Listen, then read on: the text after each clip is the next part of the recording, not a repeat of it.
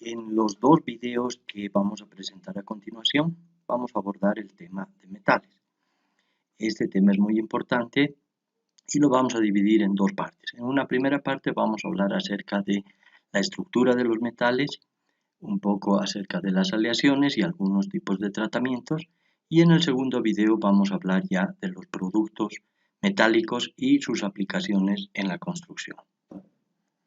Antes de hablar de los metales propiamente, vamos a hacer un rápido repaso acerca de los tipos de enlaces que hay entre los elementos de la tabla periódica. Hay tres tipos de enlaces primarios que se llaman el enlace iónico, el covalente y el metálico, y existen otros enlaces de tipo secundario, como es el caso de las fuerzas de Van der Waals y los enlaces por medio del puente de hidrógeno. El enlace iónico es uno de los primeros enlaces de tipo primario. Se produce entre elementos que tienen una electronegatividad muy alta, es decir, capacidad para atraer electrones de otros elementos, y elementos que tienen lo que se conoce como baja energía de ionización, es decir, una capacidad para ceder electrones de sus últimas capas a otros elementos. El enlace iónico entonces forma iones con cargas eléctricas. Por ejemplo, el cloro, que es un compuesto muy electronegativo, es uno de los no metales característicos, con el sodio, que tiene baja energía de ionización, ambos forman iones. En el caso del cloro se forma un anión con carga negativa y en el caso del sodio se forma un catión. Y ambos se unen para formar el cloruro de sodio, la sal común que conocemos. Estos enlaces iónicos forman sólidos cristalinos y estables, pero frágiles. Como ustedes saben, el cloro tiene una carga negativa, tiene una valencia de 1, y el sodio tiene una carga positiva porque desprende un electrón y tiene por tanto una carga positiva. Entonces ambos iones se atraen entre sí para formar la sal que acabamos de mencionar. El enlace covalente, que es otro de los enlaces de tipo primario, se produce entre elementos que tienen una electronegatividad parecida, es decir, una capacidad similar para atraer electrones de otros elementos. En este tipo de enlace se comparten electrones, es decir, no se forman iones como en el caso del enlace iónico. Ejemplo, el metano, donde el carbono, que tiene 4 electrones de valencia, 4 electrones en su última capa, comparte esos electrones con 4 átomos de hidrógeno, que tienen un electrón en su última capa. Y entonces tenemos que se produce un enlace de este tipo, con el carbono enlazado con 4 átomos de hidrógeno, compartiendo electrones. Entonces, el enlace covalente forma compuestos sólidos, líquidos o gaseosos, y generalmente se forman moléculas o macromoléculas, como en el caso de los polímeros. Ahora bien, el enlace metálico, que es el tercer tipo de enlace primario, se caracteriza porque los electrones de los átomos de las últimas capas andan libres entre los átomos, formando lo que se conoce como una nube de electrones o un mar de electrones, que en general es un enlace bastante fuerte por ser de tipo primario. Esta nube o este mar de electrones es lo que otorga a los metales sus propiedades, que son muy características, como vamos a ver más adelante. Otros tipos de enlaces son los enlaces secundarios, como es el caso de las fuerzas de Van der Waals, que son atracciones electrostáticas entre iones y moléculas, por ejemplo dipolos, como es el caso del agua adhiriéndose a la superficie de la arcilla, que hemos visto ya en videos pasados. O es el caso del puente de hidrógeno, que ocurre cuando el hidrógeno se combina con un elemento muy electronegativo que se lleva su electrón. Ese ion positivo de hidrógeno, cuando se ha perdido el electrón de valencia, se combina muy fuertemente con una parte de la molécula o el dipolo. Vamos a hablar un poquito acerca de la historia de los metales. Los metales están íntimamente ligados a la historia de la humanidad.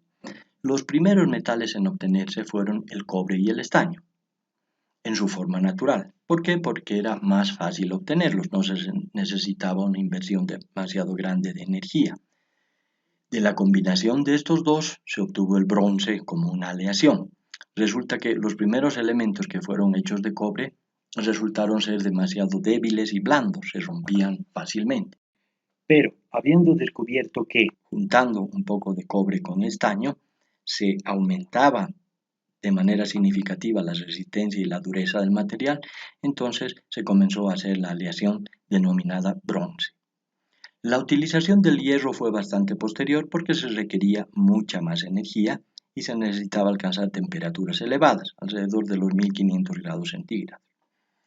El hierro forjado, que es un tipo de hierro con poco contenido de carbón, y el hierro fundido, a su vez, con un contenido más alto de carbón, como vamos a ver después, fueron los principales materiales prácticamente hasta finales del siglo XIX. Los aceros suaves fueron logrados con Bessemer, y el primer convertidor comercial para la producción industrial de acero entró en operación, fíjense, recién el año 1859. Esto no significa que no se haya producido antes acero. Sí se produjo acero, pero este acero se producía de manera casi accidental, no de una manera sistemática y bajo un conocimiento profundo de la siderurgia que se tiene actualmente. En cuanto al desarrollo de la metalurgia en el ámbito nacional, podemos decir que se cuenta con la planta fundidora de Vinto, que procesa fundamentalmente estaño, y la planta de Carachipampa, que procesa oro, plata, plomo, zinc, bismuto, cadmio, estaño y antimonio. Sin embargo, aún hoy, en la segunda década del siglo XXI, terminando ya esa década, carecemos todavía de una industria siderúrgica propia. O sea, todavía no somos capaces de producir nuestro propio acero y seguimos importando este importantísimo producto. Lamentablemente, el fracaso del emprendimiento con la empresa india Jindal para la explotación del inmenso yacimiento que tenemos en la parte oriental del país, concretamente en el Mutum, ha postergado la esperanza de que en unos años más podamos fabricar nuestro propio acero. Nuestro país es poseedor de aproximadamente la mitad de las reservas mundiales de un metal muy importante. Es el caso del más ligero de los metales, el litio. Este material existe en inmensas cantidades en el Salar de Uyuni y también en otros salares de nuestro altiplano y tiene aptitudes excepcionales para el almacenamiento de energía. Se utiliza principalmente en la fabricación de baterías. Bueno, ahora vamos a entrar ya en la definición de metales y vamos a examinar su estructura. Los metales son elementos compuestos por átomos con 1, 2 o 3 electrones en su última capa. Por ello tienen la facilidad para soltar, para perder esos electrones y combinarse químicamente con otros elementos. El enlace metálico es diferente de los otros enlaces, como hemos visto ya, puesto que forma una nube o un mar de electrones que son compartidos por todos los átomos. Fíjense que esto es muy importante. Esa nube de electrones significa que hay muchos electrones vagando entre las redes cristalinas de los metales, que vamos a estudiar un poquito a continuación, y son los motivos por los que los metales tienen las propiedades que vamos a estudiar también a continuación. ¿Cuáles son las características principales de los metales? Tienen una elevada conductividad eléctrica, precisamente porque existen electrones deambulando ahí entre las redes cristalinas y que pasan fácilmente de un átomo a otro. Tienen elevada conductividad térmica, porque la conductividad térmica se basa precisamente en el movimiento de los electrones. Tienen elevadas resistencias mecánicas, como vamos a ver más profundamente a continuación. Tienen propiedades mecánicas características, como es el caso concreto de la ductilidad que hemos estudiado ya antes y que vamos a volver a profundizar en los siguientes videos. Tienen elevada dureza, ustedes ya saben lo que es la dureza por definición. Tienen elevada temperatura de fusión y tienen brillo porque reflejan los rayos de luz. Bien, ahora profundizaremos en la estructura de los metales. Los metales tienen esas propiedades que acabamos de ver debido a la distribución bien ordenada de sus átomos. Estos átomos forman redes cristalinas, que a su vez conforman los llamados granos. En las redes cristalinas, los átomos tienden a empaquetarse de la forma más compacta posible. Existen tres tipos de arreglos: el arreglo cúbico centrado en el cuerpo, el arreglo cúbico centrado en las caras, CCC, el arreglo cúbico centrado en el cuerpo, CC, y el arreglo hexagonal compacto, que son los que comprenden la inmensa mayoría de los metales. Alrededor del 90 o más del 90% de los metales están comprendidos dentro de estos arreglos cristalinos. Vamos a definir ahora también el grano, que es un pedazo de material sólido, es decir, un pedazo de red cristalina, ordenado de manera bien organizada. O sea, la red cristalina es idéntica y bien orientada en la misma dirección dentro de ese pedazo de material sólido que vamos a llamar grano. Vamos a profundizar más en esto. Entonces, vamos a ver un poco acerca de los tipos de redes cristalinas. El arreglo cúbico centrado en el cuerpo, CC, que es característico del hierro a bajas temperaturas, el cromo, el molibdeno, el niobio, el vanadio, es uno de los arreglos más comunes en los metales. El arreglo cúbico centrado en las caras, que es característico del hierro a mayores temperaturas, el aluminio, el cobre, el níquel, la plata y el oro, es también otro de los tipos más importantes de redes cristalinas en los metales. Y el arreglo hexagonal compacto, HC, que es característico de materiales un poco más frágiles, como es el caso del magnesio, el zinc, el cadmio, el cobalto y el titanio. Ustedes pueden encontrar muchos videos que ilustran esto, ¿no? No es nuestra intención profundizar en este tema. Existen muchos más tipos de redes cristalinas, pero estos tres, que son los principales entre los metales, son los que se deben comprender más a profundidad. Y para eso se recomienda el video Similitudes y diferencias entre las estructuras cúbicas centradas en las caras y hexagonal compacta, que ha sido producido por la Universidad Politécnica de Valencia, y ustedes tienen aquí el sitio web, el link para ver este video, que es muy ilustrativo al respecto. Esto les va a ayudar a comprender lo que significa una red cristalina y lo que significa que los átomos estén muy bien compactados. Muy rápidamente podemos mostrar aquí un ejemplo de lo que es el arreglo cúbico centrado en el cuerpo. Fíjense que tenemos átomos aquí ubicados en los vértices de un cubo y en la parte central, es decir, ocupando el espacio que se puede ocupar debajo de esos cuatro átomos, hay otro átomo encajado ahí, ¿no? De la misma forma, en la parte de abajo tenemos cuatro átomos que forman el otro extremo del cubo, que también están produciendo un tipo de material compactado. Aquí tenemos un ejemplo del arreglo cúbico centrado en las caras, CC, donde pueden ver aquí, si hacemos un corte entre los puntos X, Y y Z, vemos cómo los átomos están compactados de la manera más eficiente posible, ¿no? En este caso, no es que hay un átomo en el centro del cubo, sino que hay átomos en el centro de las caras, de las 6 caras del cubo que se forma de esta manera. Y aquí tenemos un ejemplo del arreglo hexagonal compacto, otro de los tipos de las redes cristalinas características de los metales, donde tenemos arriba 7 átomos, 6 alrededor y 1 al centro, y abajo tenemos 3 átomos que están encajados en los huecos que forman estos 7 primeros átomos, y abajo tenemos otra vez otra capa con los mismos 7 átomos. Esto lo van a ver con más detalle en los videos recomendados. Ahora bien, ¿qué es el grano? Si ustedes imaginan que nosotros hemos fundido un metal, ¿no? Y la superficie de la diapositiva aquí es la superficie del metal fundido, entonces cuando esto empieza a enfriarse, empiezan a aparecer núcleos de cristalización. Fíjense que aquí estos puntos que ven ustedes aquí son núcleos de material que al bajar la temperatura empiezan a cristalizar con arreglos diferentes de acuerdo al tipo de metal. O sea, si se trata del oro o si se trata del hierro, serán diferentes tipos de arreglos como hemos visto, algunos de estos tres que hemos mencionado ya.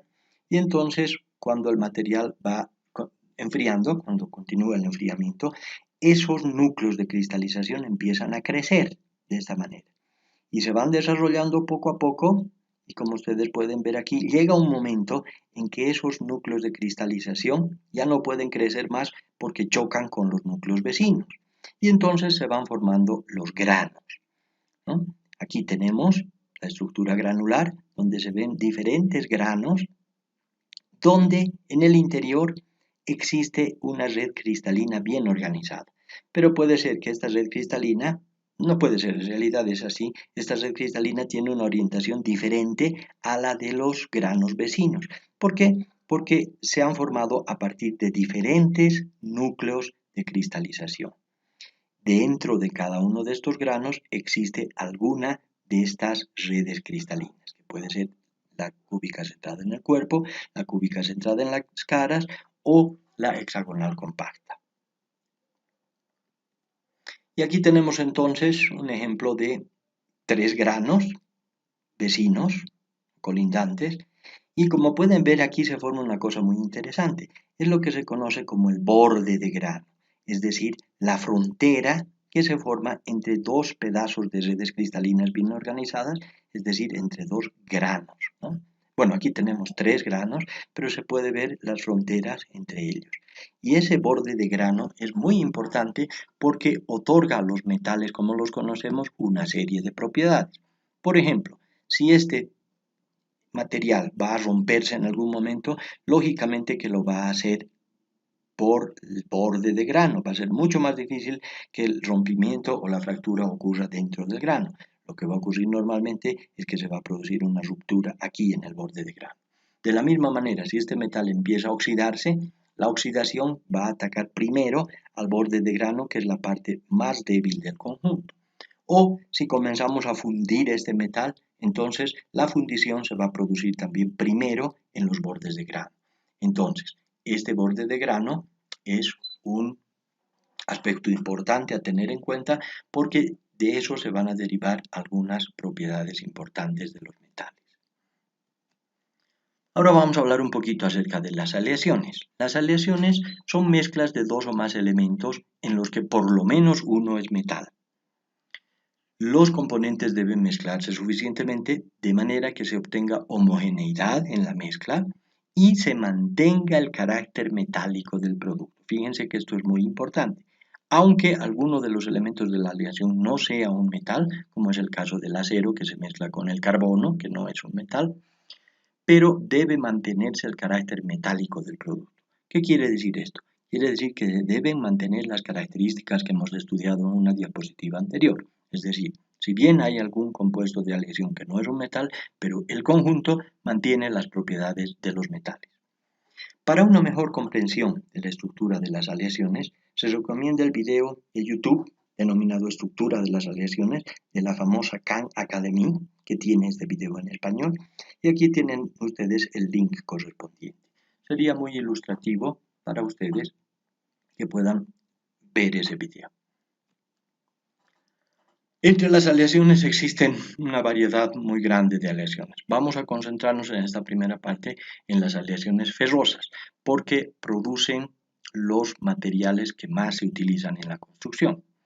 Estas aleaciones ferrosas son aleaciones donde el principal componente es el hierro y el segundo componente de la aleación es el carbono. Entonces, de acuerdo al contenido de carbono, que es el principal elemento de aleación, como acabamos de decir, estas aleaciones ferrosas se clasifican en hierro, prácticamente puro, donde hay un contenido de carbono igual o menor al 0.03%. Fíjense que el contenido de carbono aquí es muy pequeño. Entonces, esto es prácticamente hierro puro. Si se empieza a incrementar el contenido de carbono hasta el 0,1%, ya se tiene un material que se conoce con el nombre de hierro dulce o forjable. Si se sigue aumentando el contenido de carbono, entonces aparece el acero. Entre 0,1 y 2% de contenido de carbono, se tiene el acero que tiene unas características muy especiales como vamos a ver en la siguiente diapositiva. Para contenidos mayores al 2%, se tiene lo que se conoce como hierro fundido. El hierro dulce y el hierro fundido eran materiales que se utilizaban antes de la irrupción del acero en la industria mundial, que ha sido verdaderamente una revolución, particularmente en el caso de la industria de la construcción. Veamos un poco más detenidamente esto. En este gráfico, ustedes tienen aquí un eje horizontal donde se tiene el contenido de carbono, que como ven va de 0 hasta 6, y por tanto el contenido de hierro que va a ir desde 100 hasta el 94%, ¿no es cierto? Lo que no es hierro es carbono. Entonces, cuando el contenido de el contenido de carbono es muy pequeño, menor a 0.1, tenemos los llamados hierros dulces, como hemos definido en una diapositiva anterior. A partir de 0,1 y hasta 2, el contenido de carbono, tenemos los aceros. Y dentro de los aceros tenemos una gran variedad de productos. Esto es importante tomarlo en cuenta. Repito, entre los aceros tenemos una variedad muy grande de productos. Para contenidos de carbono de más del 2%, tenemos los hierros fundidos o hierros colados, como se les llama aquí. Ahora, en la parte de abajo de este diagrama, vemos dos propiedades importantes. Por un lado, la resistencia, en este caso la resistencia a tracción, y por otro lado, la ductilidad, que está representada aquí por la elongación. Aquí hay un pequeño error, dice elongación, pero eso no es correcto, lo correcto es decir elongación, que representa, como decimos, la ductilidad. Y fíjense que aquí aparece una cosa interesante. ¿Por qué el acero es un material tan especial? El acero es un material especial porque para los contenidos de carbono que lo caracterizan se produce un pico en la resistencia mecánica. Fíjense ustedes aquí que en la medida en que aumenta el contenido de carbono se va produciendo un aumento de la resistencia inicialmente hasta llegar a un pico que es un poco más allá del 0.8% de carbono y luego si se sigue aumentando el contenido de carbono la resistencia disminuye. Entonces, ¿qué significa esto? Esto significa que los materiales que antes eran comunes, el hierro dulce o forjable y el hierro colado o fundido, eran materiales que estaban o bien aquí con muy poco contenido de carbono o bien aquí con contenidos de carbono mayores a 2%. Entonces, en ambos casos se tenían unas resistencias mecánicas bastante limitadas, ¿no es cierto?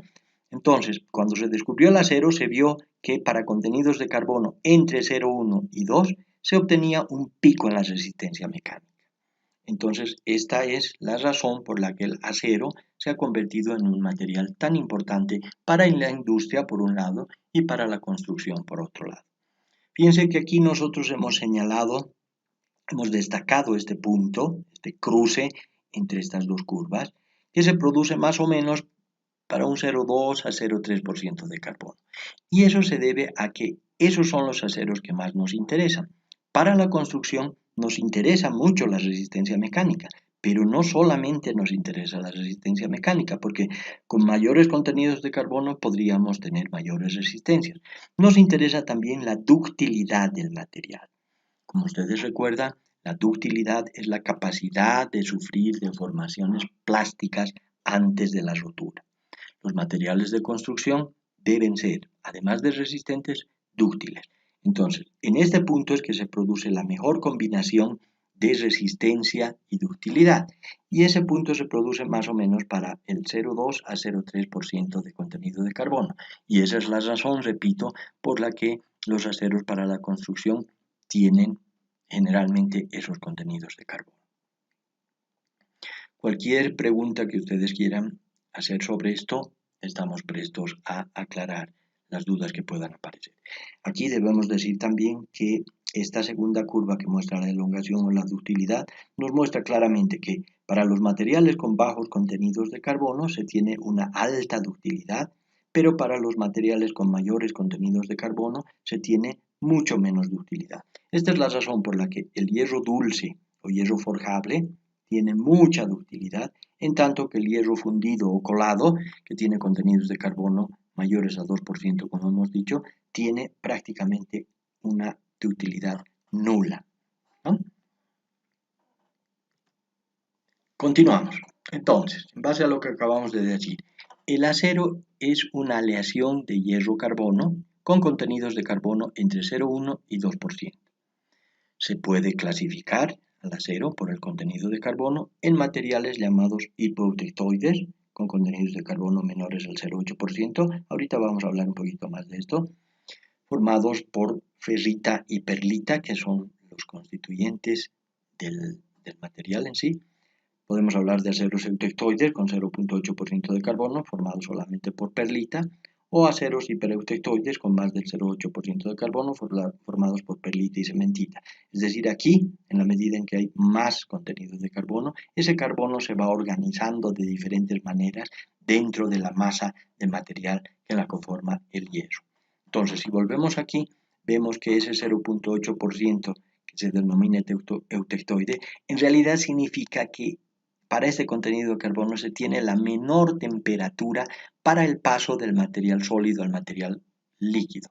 Es decir, aquí en la parte superior de esto hay otro gráfico que no lo hemos puesto porque no es nuestra intención profundizar en esto, pero están los llamados diagramas de fases donde se puede ver lo que ocurre cuando se aumenta la temperatura en materiales con diferentes contenidos de carbono. Entonces, resulta que para 0.8% de carbono, que es un punto bien marcado aquí, se produce la menor temperatura, repito, para el paso del material en estado sólido al estado líquido. Si quieren pueden ustedes buscar en internet más videos que ilustren esto. Nosotros no vamos a profundizar más aquí porque, como hemos dicho, en general lo que más nos interesa son los aceros con bajos contenidos de carbono, entre 0,2 y 0,3, que son los que generalmente se utilizan en la construcción. Ahora, por su composición, el acero se puede clasificar de muchas formas, ¿no? Existen los sistemas más comunes para clasificar los aceros son sistemas de organismos norteamericanos, el organismo para la construcción de automóviles o la Asociación para Construcción de Naves para volar, es decir, aviones.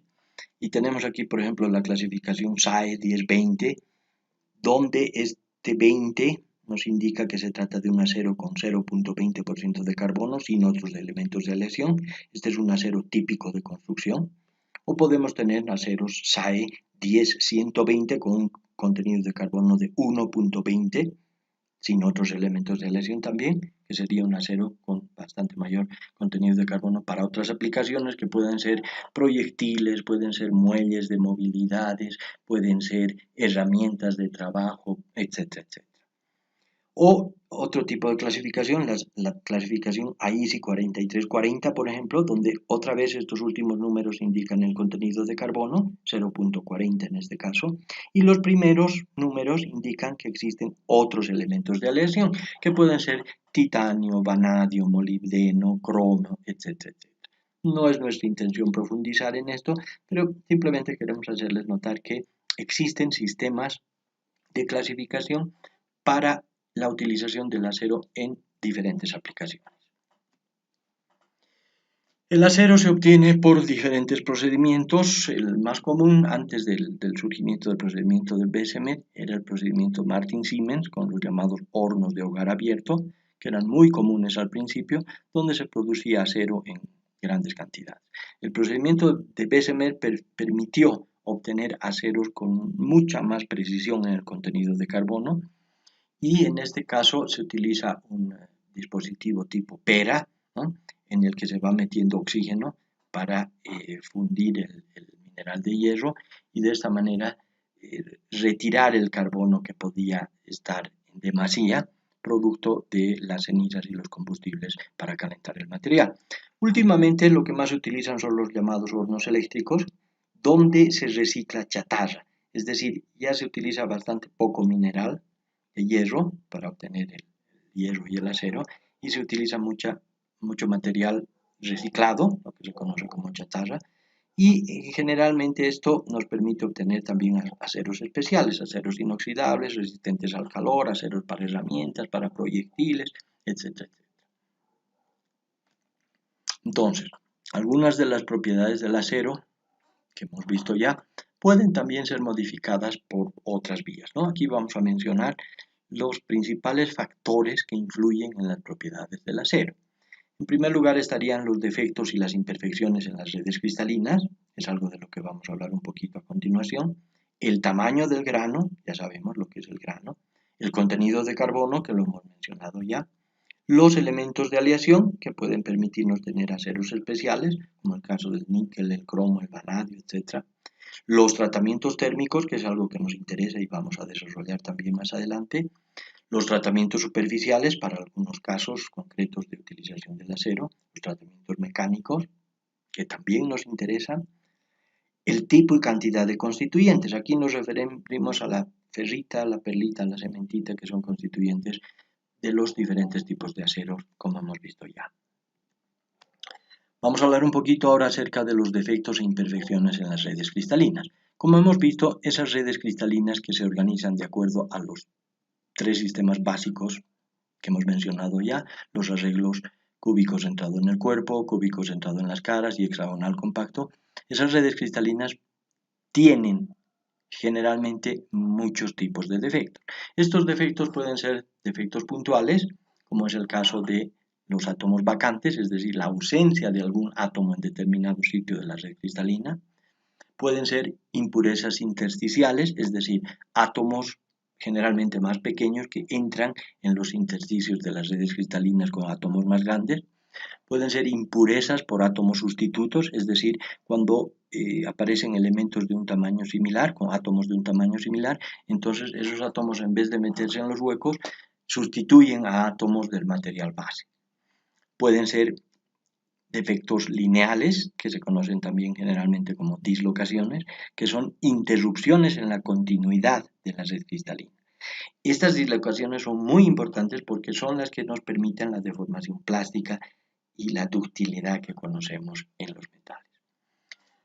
Los defectos pueden ser también superficiales, como en el caso de la superficie libre. Fíjense que la superficie de un metal se considera siempre un defecto porque ahí los átomos no están adheridos a átomos vecinos por todos sus lados. Hay una superficie libre donde el átomo está en contacto con el aire y entonces en ese caso eso se considera también un defecto porque esos átomos tienden a desprenderse, por ejemplo, a causa del desgaste. Fíjense que los bordes de grano, que ya conocemos, de los que hemos hablado un poquito antes, son también otro ejemplo de estos defectos superficiales. Recomendamos el siguiente video de la Universidad Politécnica de Valencia también para ilustrar este tema. Ustedes tienen aquí el enlace que lo pueden copiar para observar este video con relación al tema de las imperfecciones en las redes cristalinas. Aquí se puede mostrar en esta imagen cómo una red cristalina bien organizada tiene aquí un defecto, una dislocación, donde esta hilera de átomos ha sido interrumpida. Entonces, si nosotros aplicamos aquí una fuerza en sentido de esta flecha, ¿qué es lo que va a pasar aquí? Esta dislocación va a tender a moverse hacia la derecha y entonces se van a empezar a romper estos enlaces, producto de esta fuerza, y se van a crear nuevos enlaces, de manera que la dislocación se vaya trasladando hacia la derecha, en este caso, en el sentido de la flecha. Y eso va a ocurrir ¿hasta cuándo? Hasta que lleguemos al borde de grano. Cuando lleguemos al borde de grano, entonces ya esa dislocación no se va a poder mover más porque va a chocar aquí con el grano vecino, ¿no es cierto? Pero va a haber una posibilidad de movimiento gracias a esta dislocación que va a producir la deformación plástica, es decir, la ruptura de ciertos enlaces entre los átomos y la aparición de nuevos enlaces. Entonces, estas dislocaciones, repito, son las que ocasionan la deformación plástica en los metales.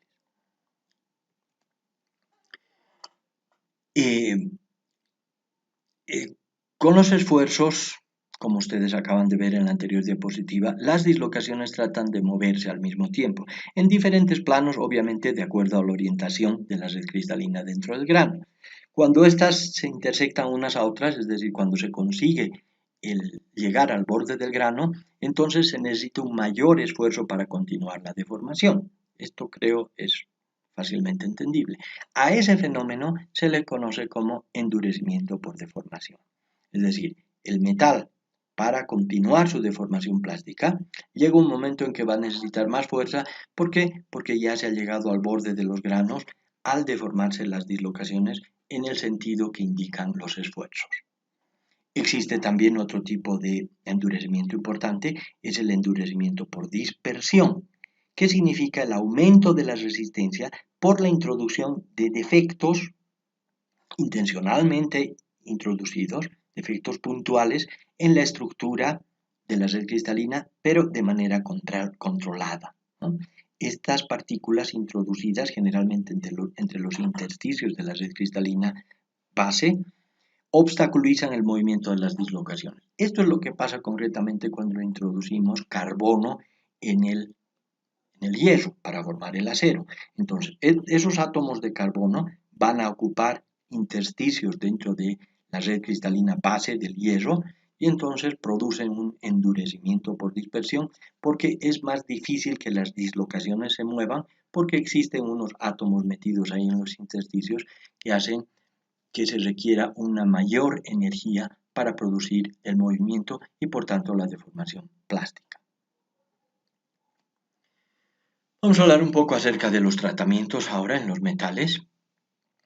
Se puede cambiar las características de un determinado metal con un determinado contenido de elementos de lesión. En este caso vamos a hacer referencia otra vez al hierro y al carbono, o sea, el acero, y se pueden cambiar en cierto grado las propiedades de un determinado tipo de acero con un determinado tipo de carbono mediante los tratamientos térmicos.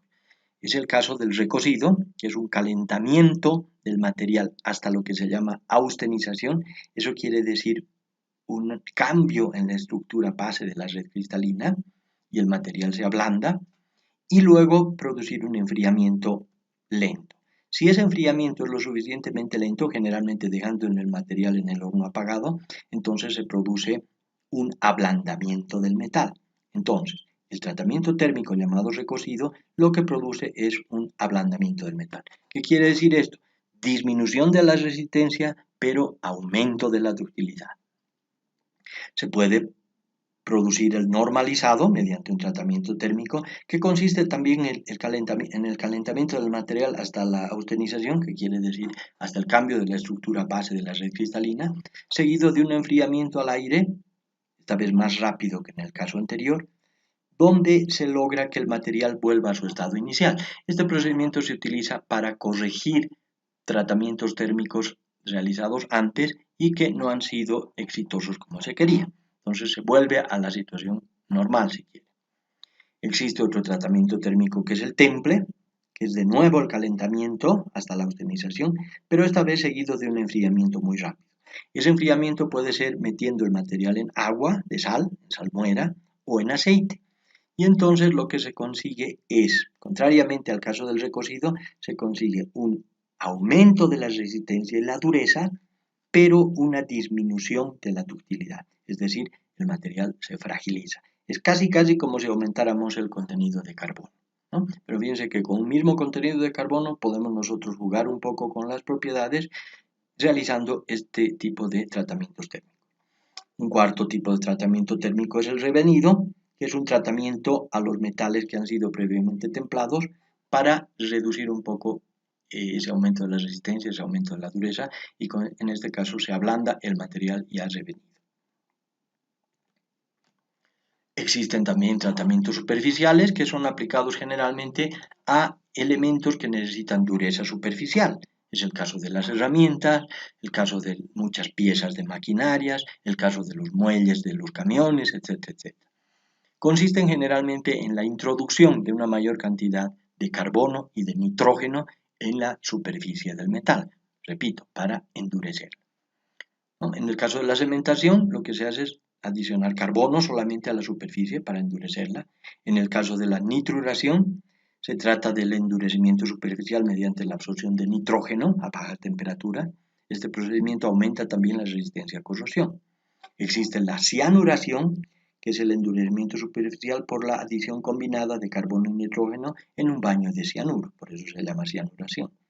Y existe la carbonitruración, que es también otro tipo de endurecimiento superficial añadiendo carbono y nitrógeno, pero esta vez por medios gaseosos. Se utiliza para piezas de gran espesor.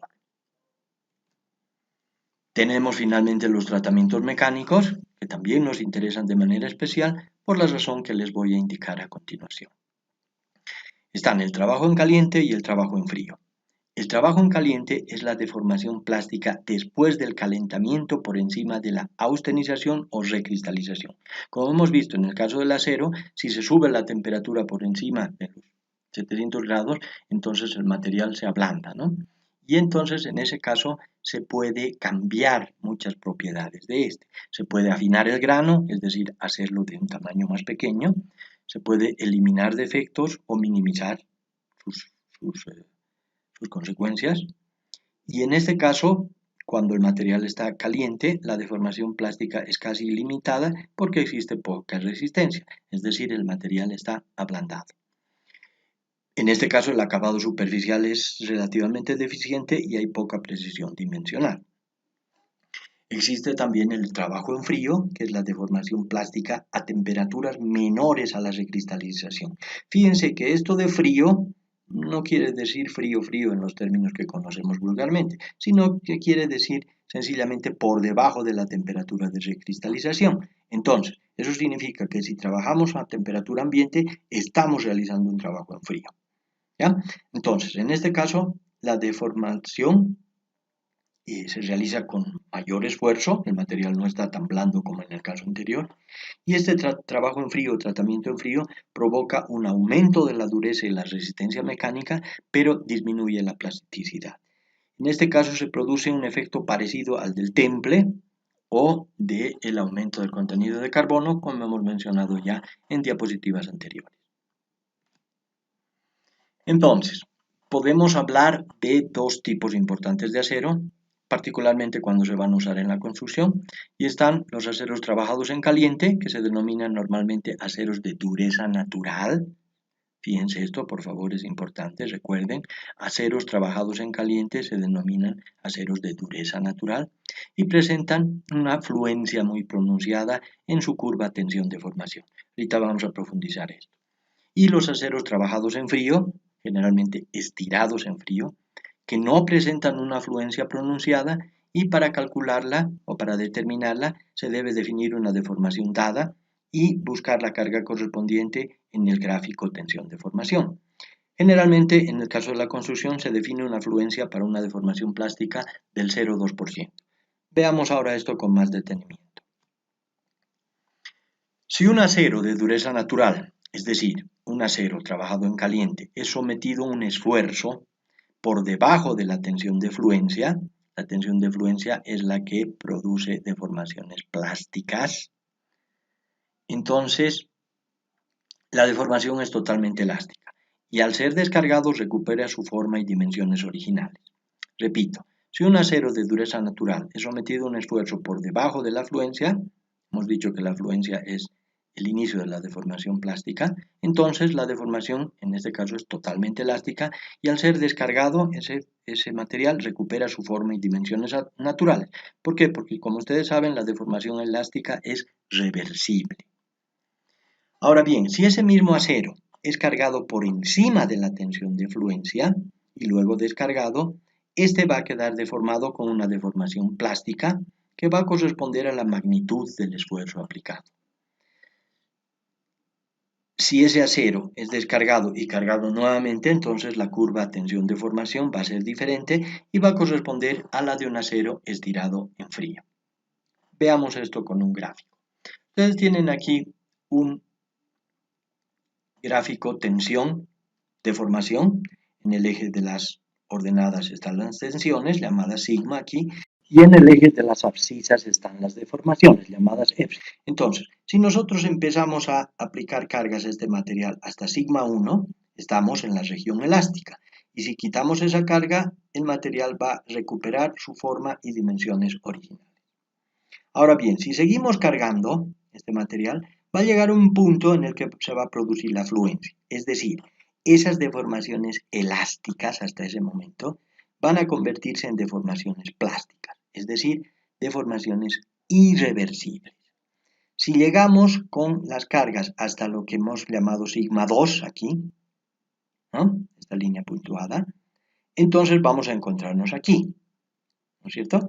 Y habremos tenido una parte de la deformación elástica y una parte de la deformación plástica. Si nosotros descargamos este material, entonces la curva de la descarga va a ser esta, punteada aquí, y fíjense que aquí va a haber una deformación remanente, una deformación plástica, que va a corresponder a la magnitud de la carga aplicada. Entonces, fíjense que estando aquí, en este punto, tenemos dos tipos de deformación.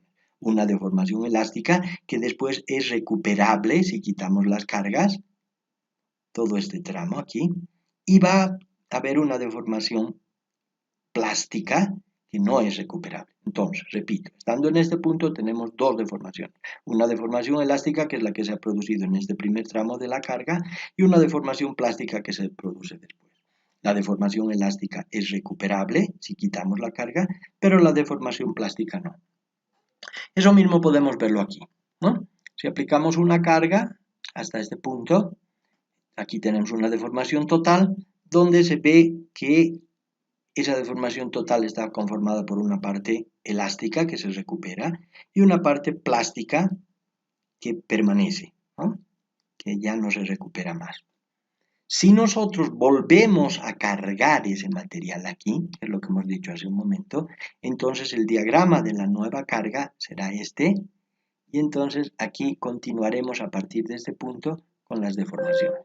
Entonces, las deformaciones elásticas ahora serán hasta este punto y recién a partir de este punto tendremos deformaciones plásticas. Fíjense qué es lo que conseguimos con esto. Con este procedimiento de carga y descarga, que es lo que se conoce como el estirado en frío, ¿no? Cargado en frío, entonces se produce un aumento de la afluencia. Originalmente la afluencia estaba aquí, a partir de este punto teníamos deformaciones plásticas, pero después de haber hecho ese procedimiento, que es lo que se conoce como tratamiento en frío, la afluencia ha aumentado desde aquí hasta aquí arriba. Entonces ahora la nueva afluencia del material que ha sido previamente cargado y descargado será más alta que la anterior. Pero en contraposición, su deformación antes de la rotura será menor, porque este material se va a romper más o menos para la misma deformación plástica que el material original, pero en este caso fíjense que ahora ya tenemos menos deformación plástica para disponer. Entonces, resumiendo y redondeando esto, tenemos los aceros de dureza natural, que son aceros mostrados aquí en la figura 10.9, que tienen una afluencia muy pronunciada. Como pueden ver aquí, esta afluencia es característica de esos aceros y es bastante pronunciada porque se produce un gran pedazo de deformación para una carga constante. Una vez vencida esa afluencia, entonces el material otra vez aumenta su resistencia hasta la rotura. Aquí podemos interpretar esto, haciendo referencia a lo que habíamos estudiado antes, que en este punto se están moviendo las dislocaciones, ¿no? Se está produciendo la deformación plástica. Y aquí ya se ha llegado al borde de la mayor parte de esas dislocaciones, se ha llegado al borde del grano, y para continuar la deformación plástica hay que aumentar recién la carga para poder generar nuevas deformaciones plásticas. Ahora bien, si ese material ha sido previamente sometido a unas cargas por encima de esa afluencia y ese material es nuevamente cargado, entonces aparece el estirado en frío, el acero estirado en frío, que ya no tiene esa afluencia pronunciada como en el caso anterior, y entonces su gráfica tensión de formación se parece a esto que estamos viendo aquí. Entonces, en ese caso, ¿qué es lo que se hace para definir la afluencia? Se define una deformación del 0.2%, o sea, 0.002 aquí en el eje de las abscisas, epsilon, y entonces se traza una línea paralela, estas dos líneas son paralelas aquí, y donde esa línea choca a nuestra curva, ahí definimos la afluencia. Entonces, como pueden ver ustedes, un acero de dureza natural tiene una afluencia dada y un acero estirado en frío, partiendo de ese mismo material anterior, tiene una afluencia más alta. Pero en contrapropuesta, como hemos visto en una gráfica anterior, se tiene menor posibilidad de deformación plástica. Por lo tanto, el trabajo en frío, el estirado en frío, nos aumenta la resistencia, pero nos disminuye la ductilidad. Finalmente vamos a terminar este video mostrando este pequeño cuadro que nos indica algunos contenidos de carbono diferentes para diferentes tipos de acero destinados a diferentes usos, ¿no? Aceros con muy poco contenido de carbono, casi hierros dulces, 0,1% de carbono, se llaman aceros suaves y son los que se utilizan para hacer alambre de amarre como conocemos en nuestro medio, chapas, clavos, tornillos, tubos, etc. Los aceros de construcción, que como hemos dicho, tienen unos contenidos de carbono entre 0,1 y 0, perdón, entre 0,2 y 0,3, son los que se utilizan para hacer perfiles, angulares, barras de hormigón armado, etc. Los aceros con 0,3 para piezas de forja en general. Los aceros con 0,4 para carriles, alambres para cables, ruedas, etc. Y a aceros de mayores contenidos de carbono para ejes, para muelles, para maquinarias. Los aceros de 0,6 también para tensores, muelles. Y los aceros de 0,7 para herramientas, proyectiles, etc. Entonces, como pueden ver ustedes, de acuerdo al uso que uno le va a dar al acero, es que requiere diferentes contenidos de carbono. Finalmente, recomendamos fuertemente estos dos videos para ilustrar toda esta parte de la estructura y las propiedades de los metales, ¿no? Hemos recomendado antes algunos videos para ilustrar algunos temas particulares, como es el caso de las dislocaciones, de las aleaciones, de las redes cristalinas, etc. Pero ya para ver un poco en conjunto este tema de la estructura de los metales y algunas de sus aplicaciones, recomendamos estos dos videos cuyos links tienen ustedes aquí en esta diapositiva. Con esto hemos terminado la primera parte. En el siguiente video vamos a hablar acerca de los productos metálicos para la construcción y vamos a hacer énfasis en los materiales que encontramos en nuestro mercado.